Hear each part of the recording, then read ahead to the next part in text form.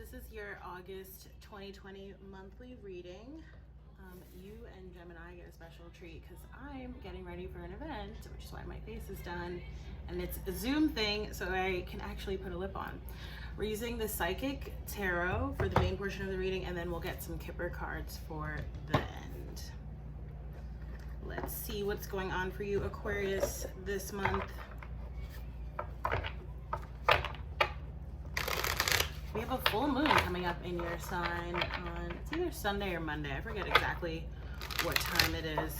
I will be doing a full moon reading, so definitely check that out, especially since it's in your sign. It might pertain to things that started happening back around the new moon in your sign, which would have been back closer to around your birthday in February. I don't know, again, I don't know exact dates. I am also picking up on Leo energy, which we are in Leo season. I'm like, is that too loud? I have music playing in the background. Hopefully these videos don't get taken down. We'll see what happens. I was getting ready. I like listening to music when I'm getting ready. And I actually like channeling sometimes when I'm listening to music too. Depends on my mood. Hopefully, I thought it was like low enough. I was like, oh, only I can hear it. But now I'm like, the volume changed a little bit. What are the messages for Aquarius? Okay, lots of people getting this spiritual union, soulmate connection. Reminds me of Two of Cups. We have new beginnings at the bottom of the deck, which also came up in, I believe, Pisces that I did earlier. So, Aquarius. All right, every sign is also getting a chakra card.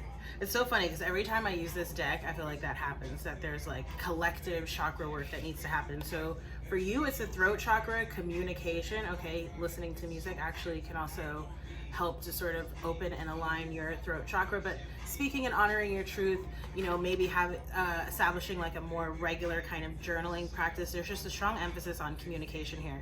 And again, could be about communication with other people with that spiritual union soulmate card. You also have the Sun card. Okay, so again, Leo energy, the season that we're in, the happiest card in the deck. It talks about really coming into this bright and shiny season for yourself, okay? And what's happening here, I feel like you've been going through this period a lot of people have of spiritual awakening here, okay? With the spiritual strength, you've been, you know, elevating your connection to source, really getting in touch with your intuition, figuring out what you want.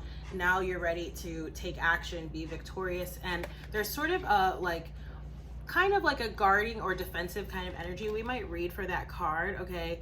Because it's sort of like, as the card says, like stand your ground here and remember that you have spiritual backing and protection. All right, so yeah, let's read for maybe, let's see.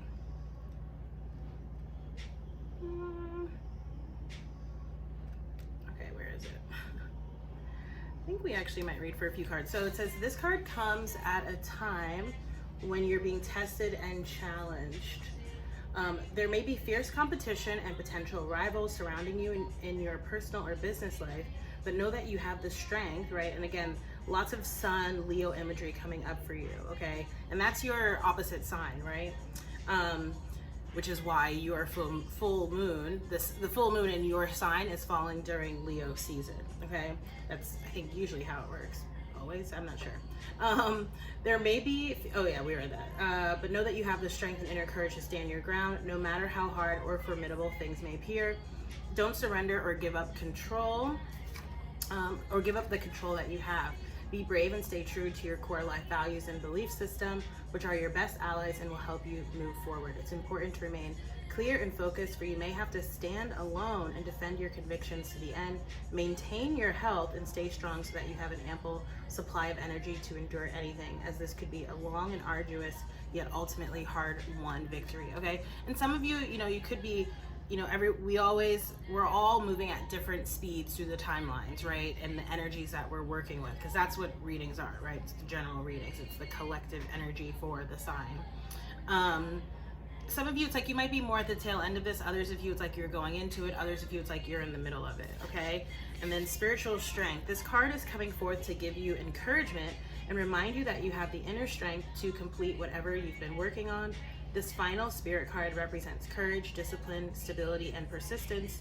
You may be tired or weary from the struggle, but now is not the time to give in. Instead, tap into all of your inner reserves for that one final push to achieve the desired outcome. Again, has a lot of resonance with stand your ground. I might just hold these up two together. You've been through so much to get to this point. Even though you may have acquired some scars from the battle, you're wiser and stronger for it. The enlightenment you've gained will be an invaluable resource. You may also notice that you're experimenting with different things in your life at this time. All of these experiences feed your spirit and offer you knowledge for the future. Yeah, it's a really kind of prime season to also be experimenting with new things, even with like how you look, you know, your dress, your hair, you know, just anything really. You're sort of like, you know, reinventing your persona, if you will, or trying different hobbies, or again, like re-employing something perhaps that you've done in the past that's worked for you. But you know, sometimes we fall off of our regular habits and practices, or habits and practices that we know are good for us.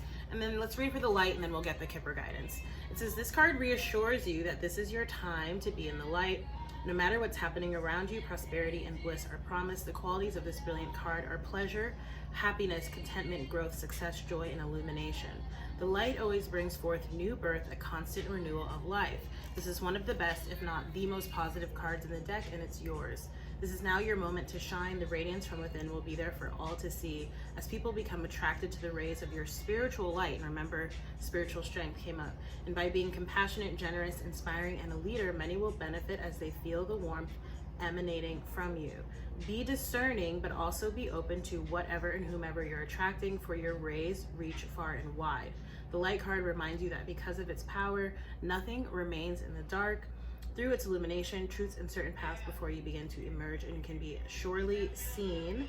Using this energy of positive thoughts and continually thinking about the happiest and most joyful of memories will light the path before you even more brightly and attract exactly what you're emanating. Keep on shining. And again, that's the Sun card. Really nice reading. And then you have new beginnings here at the bottom of the deck, Aquarius. Love it. All right, let's see what the Kipper is saying, then we're gonna close out your reading. I'm seeing distant horizons. Some of you may be traveling, okay?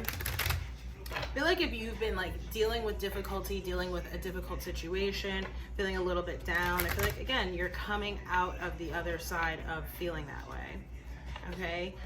For some of you, I'm seeing, and this has come up, I forget what other readings it came up in. I haven't done Leo yet, but it's definitely one of the ones I've already done, obviously.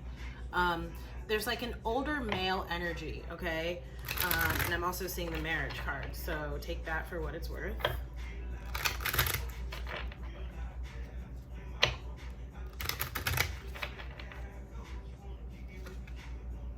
Okay, I do feel like there's a message here about being careful. It's like kind of weird because it's almost like, you know, maybe someone's trying to take, it's like maybe intellectual property or like an idea or like property out and out. But again, there's another sign that I did where that came out. It was like just like a blip, like there's like a sort of thieving or like thievery kind of energy in the air, okay?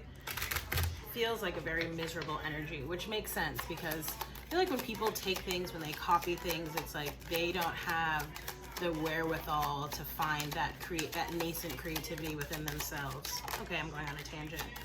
All right, so yeah, you know, if that were to be the case, I feel like, you know, that might end up in like a legal sort of situation, okay?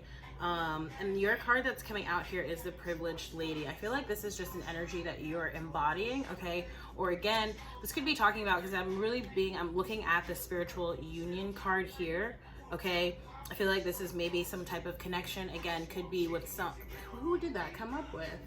It was like someone, maybe Capricorn, okay? And you fall right after Capricorn, Aquarius. So someone maybe potentially older of means, okay, that maybe some type of mentor, business partner, or even a romantic interest, okay? That's the energy that I'm picking up on. So Aquarius, this has been your August 2020 monthly reading. If you enjoyed this reading, please do, I hope the music's not too loud, like, share, comment, and subscribe. If you'd like to book a personal reading with me or subscribe to my newsletter, you can do that on my website, and the link is down below. Thank you again so much for watching. Thank you to all of my subscribers, new and old. I super appreciate it. So again, thanks for watching, and hope to see you in the next reading. Bye!